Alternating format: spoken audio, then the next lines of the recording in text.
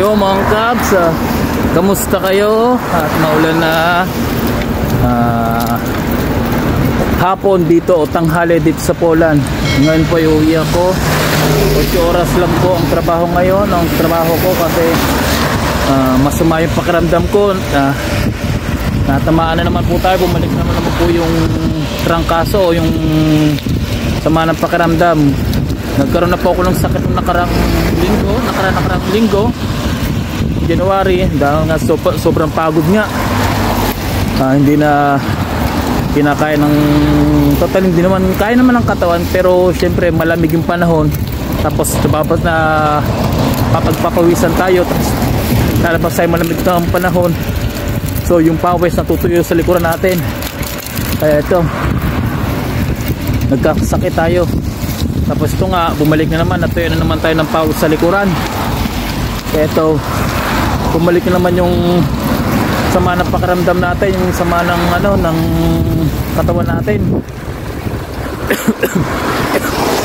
Tapos ngayon naulan pa ngayon, kaya mas mahirap. Gusto ko sana pumunta dun sa kabila kong trabaho, sa pangalawa kong trabaho, para dagdag kita, pero baka mapano pa tayo kasi talagang masama yung pakiramdam ko. Kahapon nagsimula yung masama yung pakiramdam ko, pero pumasok pa rin ako doon sa kabilang trabaho ko. Napansin na rin ng boss ko doon kung may sakit daw ako. Sinabi ko na lang hindi, kasi mga tao dito pagka yung alamang may sakit ka, lumalayo kagad sa iyo, parang nag-iingat kagad sila, hindi ka kakami, hindi kilalapitan, ganun po, kasi nag-iingat nga lang po talaga sila para hindi magkasakit. So ngayon nag-message na lang ako doon, o tatawag na lang ako doon sa kabila kong trabaho na hindi ako makakapasok ngayon kasi nga may sakit ako. Naman ng pakiramdam. Kaya ngayon ipapahinga ko muna lang ulit to, kasi papasok pa ulit ako bukas maaga ulit. Alas 5 pasok bukas, kasi isip ko ngayon buong linggo alas 5 ng madaling araw yung time ko. Gising ko niyan alas 3 sa madaling araw, kaya kailangan ko makabawi-bawi ng pahinga. Pagka hindi tayo nakabawi ng pahinga kahit paano, baka malintikan yung katawan natin, bumagsak ng tuluyan at magkasakit tayo ng tuluyan.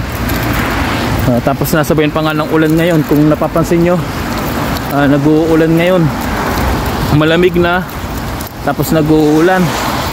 Kaya sa mga kabayan natin dyan na nandito na sa Poland, nagtatrabaho rin, tapos bigay todo rin sa pagtatrabaho katulad ko, yung bang may dalawa ring trabaho o may part time, ingat-ingat po tayo, kasi mahirap po talaga yung magkasakit.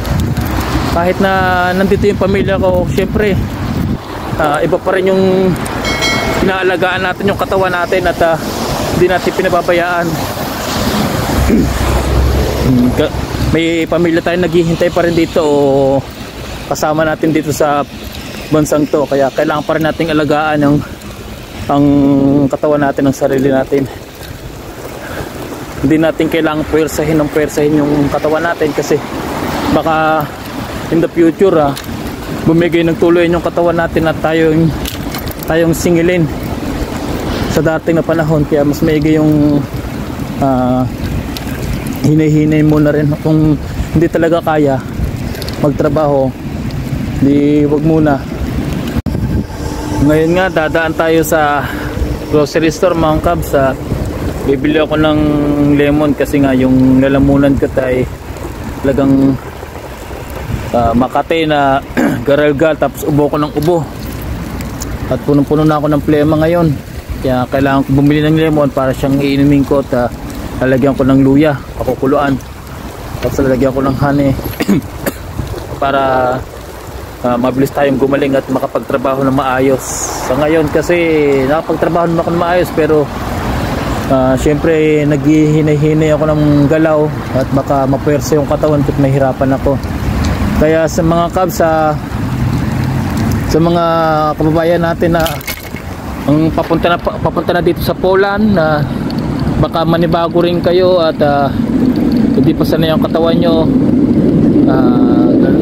mag-ingat-ingat din kayo at magsuot na kagad kayo ng mga kapala jacket. Huwag din kayo magpapatuyo ng pawis sa likuran nyo kasi mahirap talaga, baka mayari talaga magka-pneumonia pa. Marami rin tayong mga kabayan o mga kalahi natin Pilipino, ibang lahi din na namamatay gawa sa pneumonia. Kaya ingat-ingat tayo mga kabs pagka ganun. Teka lang, papasok muna ako sa loob ng store. Ayan, pasok nga tayo sa store mga kabs. Nandito tayo sa loob. Dito nga ito yung Carrefour. Bibili lang tayo ng lemon, tapos konting gulay. Tapos uwi na tayo. Pinipilit kong hindi umubo kasi mahirap na talaga yung ubo ng ubo. Bili tayo ng lemon ngayon. Ito yung bibilin kong lemon. Ayan mga kabs, so kulang tayo ng plastic.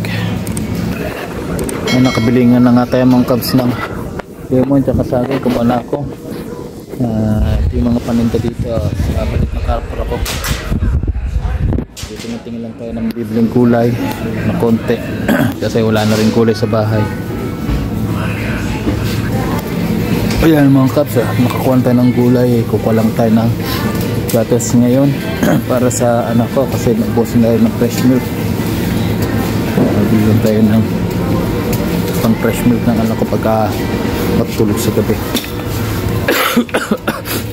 Nga pala mga kaps, sa susunod natin video papaliwanag natin yung ano nga ba yung mga nangyayari sa part ng Hungary, part ng Czech Republic, part ng Croatia, bakit naglilipatan dito sa Poland. Ang dami na po kasi lumilipat dito sa Poland. Ang dami rin po nagtatanong sa akin kung bakit bakit mga naglilipatan dito ng mga tao dito sa Poland. Although matagal na po silang lumilipat dito sa Poland, pero mas dumami po yung lumilipat ngayon. Kaya tinatanong po sa akin, ang dami po nag-message sa atin ngayon kung bakit nga ba, ano ba dahilan at nagsisilipatan dito po sa Poland yung mga nasa Croatia, Hungary, pati Czech Republic. So sunod natin video, yan ang topic natin mga kabsa ngayon. Ganito lang muna tayo, ibang advice lang tayo na ingat-ingat ang mga kabayan natin. Malamig ang panahon dito sa Poland at talagang hapit tayo sa trabaho, mga kapag na nagkahapit at maraming oras ng trabaho kaysa sa bahay, pahinga. Kailangan natin talagang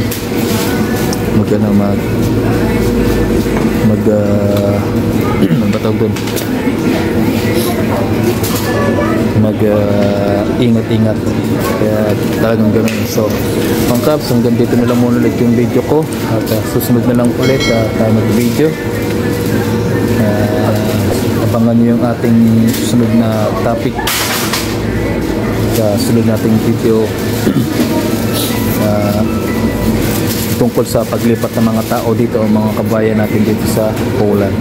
So hanggang dito na mga kabs. Sa mga nag-a-apply, patuloy pa tayong mag-apply, magtiwala tayo sa process ng pag-apply natin at magtiwala tayo kay God para sa pagbibigay rin sa atin ito mga kabs. Basta ganun na lang. Subscribe nga pala ako dito sa aking YouTube, mga kabs. Huwag niyo sana pong kalimutang i-like and i-click ang notification bell para lagi kayong updated sa ating video. Pakipollow na rin po ako sa ating Facebook page mga kabs, Pinoy Family in Poland. Parehas lang rin po, gawin din po ang pangalan ko sa Facebook. So patuloy nyo sana supportan mga kabs sa ating pagbablog sa ating pag-video para mapagbigay tayo ng panibagong advice o sunod-sunod na advice sa ating mga kabayan na nangarap at pagtarito sa Poland. Mga kabs, hanggang din lang. Ingat kayo and God bless.